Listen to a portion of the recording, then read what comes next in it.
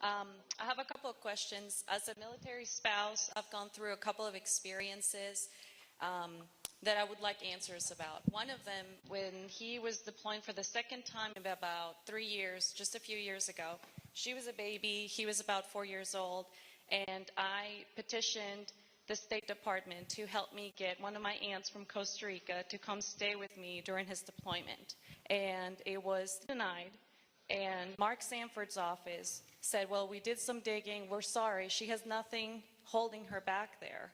And I said, no, she doesn't have any money, but she has all of my cousins and grandchildren there. She was doing me a favor. When are we going to do something about the fact that entry into the United States is based solely on financial resources?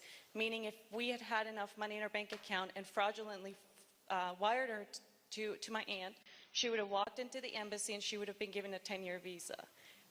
My second question is about, we talk a lot about the VA, but he's active duty right now, and his medical care sucks. So when are we going to do something about that? Because he's serving right now, and his medical care is terrible. Yeah. Well, on the first point, what you're raising is a reality that we don't just have an illegal immigration problem, guys. We have a broken legal immigration system. It's cumbersome, it's complicated, it's time-consuming. It makes the people we want to bring in harder to come, and it makes it easier to come illegally instead. And you touched on one of the points. Actually, we've dealt with the exact same cases in our office, literally the exact same cases in our office, of people at Southern Command that are being deployed, and so the spouse is left behind and are trying to bring, in many cases, their grandmother or their mother, and they should be getting priority. If it's a serviceman or woman trying to bring in a relative from abroad to help them out, I think that's a pretty safe bet. Now, on the issue you raised about, look, the Defense Department is facing staggering cuts. And here's what makes me really angry about these defense cuts. They are doing zero, nothing, to balance our budget. Because defense spending is not the reason why we have a debt. And so we are breaking every promise we make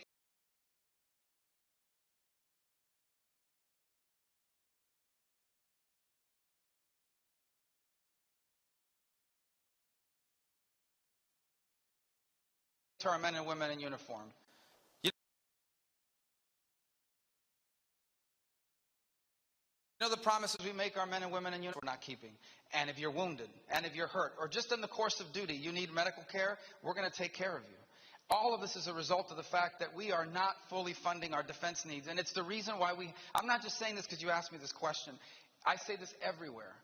That's the number one thing. That's the reason we have a federal government. Is national security. Before we fund anything else, we should be funding national security fully so that we don't have to hear stories like this.